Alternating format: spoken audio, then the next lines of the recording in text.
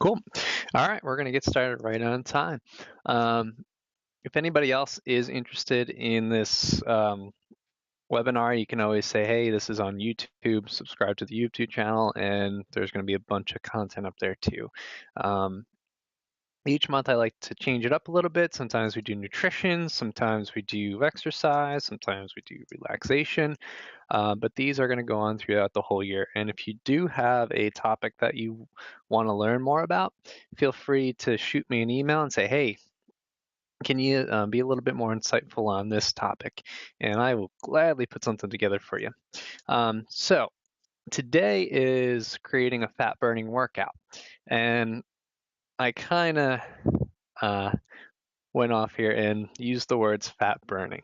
Uh, Fat burning actually doesn't occur. But what we are able to do is tweak our workout program so we use more fat as a fuel compared to carbohydrate as a fuel during the whole session. So I'm going to guide you through on how to do that. So let's dive right in. So step one is we need to create a plan for ESD. And ESD is just a fancy way of saying interval training. It stands for Energy Systems Development. But what we're able to do with this interval type training is start to trick the body on where it's using energy. And the concept behind this is if you work at a higher heart rate for a longer period of time, you burn carbohydrate as fuel. Now, if you're looking to lose kind of inches around the waistline in certain areas where you're like, I'm not really happy with this area here, which a lot of people are, you're not alone. Um, it's always good to start thinking about not so much intensity, but heart rate zone. So basically, when we break it down into ESD training, we're going ahead and thinking about if we're a beginner, we want a 1-to-4 ratio, meaning if we keep it simple and we say, all right, we're going to keep our heart rate high for 1 minute, where we're burning carbohydrate as fuel, which is beneficial to the heart.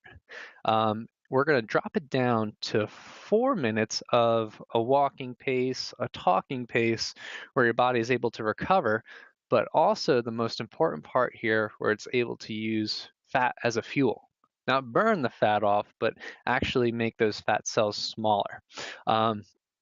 So if you've ever seen the programs out there like Insanity or any type of interval type program, that's the design, that's the thought process behind that, is to go ahead and try to keep you in that range of where you're burning fat as a fuel. Now, if you're just getting started with this is why I have 3 up here, is beginner, intermediate, and advanced. You always want that rest time a little bit longer if you're a beginner and have less rounds. If you're intermediate, you're going to a 1-to-2 ratio. This is easy to figure out. So if you work at a high heart rate for 1 minute, you rest for 2. Very easy. And if you're advanced, you can go to 1-to-1. So that's where you're working out for a minute, resting for a minute. Sometimes you can mess around with this as you become more acquainted with the program, to go ahead and say, all right, we're going to do 30-second sprints and then rest for 30 seconds. 30-second sprints, rest for 30 seconds. And the cool part about this is if you put this together correctly and with a plan ahead of time, you're able to nail down a workout to fit whatever time frame you need. So whether that be 15 minutes, 30 minutes, 45 minutes, an hour, you can go ahead and actually plan out your time for your ESD sessions. So at the top here, we have ESD. It's a great way to get the heart rate going, get the endorphins going, and to utilize fat as a fuel. Second step we move on to is the primary muscle groups. And I call these muscle groups the fat burners, because what they do is they provide you with a high caloric burn at a lower heart rate. Now, you'll say, well, how does that happen if my heart rate's not pumping? I'm not getting cardio in there. How am I burning more fuel? And although you're not burning more fuel during that time, you burn fuel up to 36 hours past that training session when you add these exercises in. So that's why I always say weightlifting is the fountain of youth. It's the answer to all your problems because it truly is. When we look at primary muscle groups, we look at both sides. So these can be upper body push and pull, so rows, lat pull downs, push-ups. You can keep it very, very simple. And my exercise library that I have isn't that big. Just because all you have to do is start to move around the exercises in certain areas, and you can have a year's worth of workout plans within a small amount of an exercise library. So moving on to lower body, you're looking at squats as a push and deadlifts as a pull. Now, you may say, oh my God, deadlifts, those are so hard to do. There's tons of ways you can modify them. If you need help with that, obviously you can come in to me and we can work that out. But YouTube it because it's it's very easy to overdo it on squats and forget about the pull side to the lower body with deadlifts.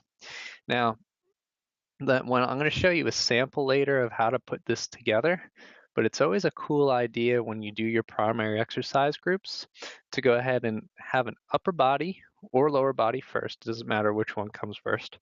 And then pair that with a lower body after that. So you just keep swapping back and forth.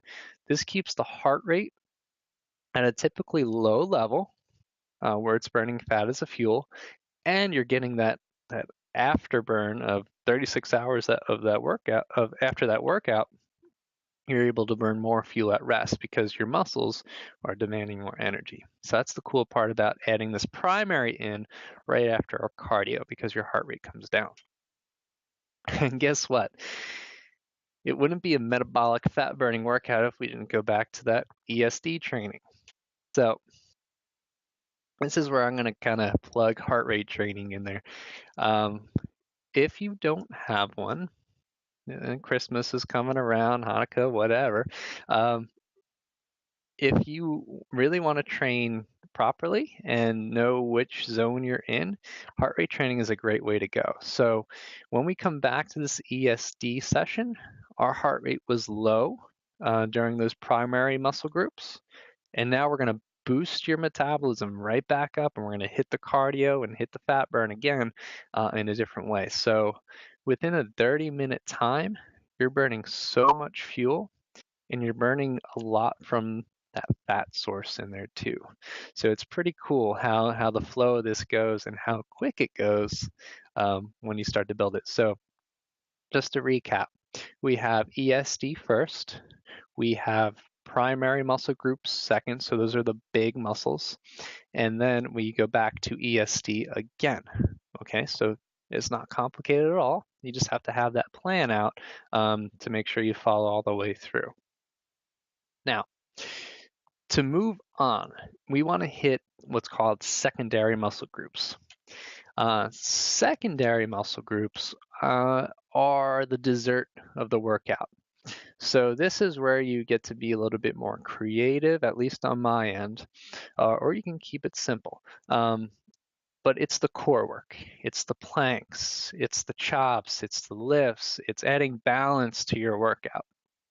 And doing this at the end or towards the end of your workout is so important, because you don't want to do, we'll just use this as an example, you don't want to tire out your core by doing planks at the beginning of your workout, because you need your core for those primary muscle groups and you need your core for the ESD sessions. Otherwise, you're going to run into lower back pain, knee problems, anything like that. So you always plan these secondary exercises towards the end of the workout and towards the second half of the workout, hence secondary muscles.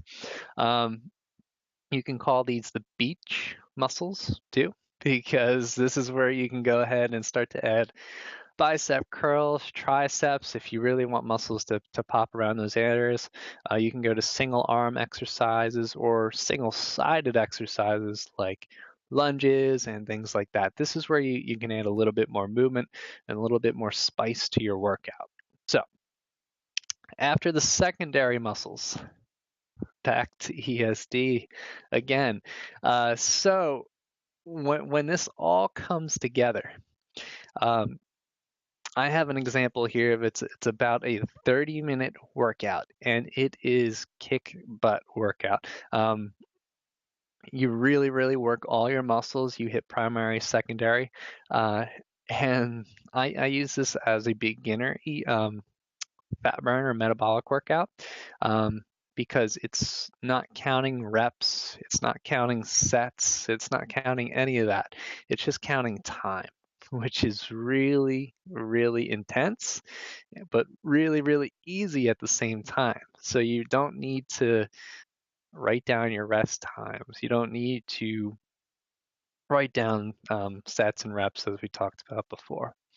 So it's not once you get this all down in this flow, and you do this 3 days a week, 4 days a week, however you want to do it, your body starts to use fat as a fuel a little bit more often. So hence the title, creating a fat burning workout. And if you're savvy enough, you know that, okay, my rows and squats, well, those are primary muscle groups that you can add in there, and you just swap those out each week or whenever you want to do it. The idea here is we're getting a high caloric burn within a short amount of time. So we're not worried too much about hitting every single muscle, every single workout.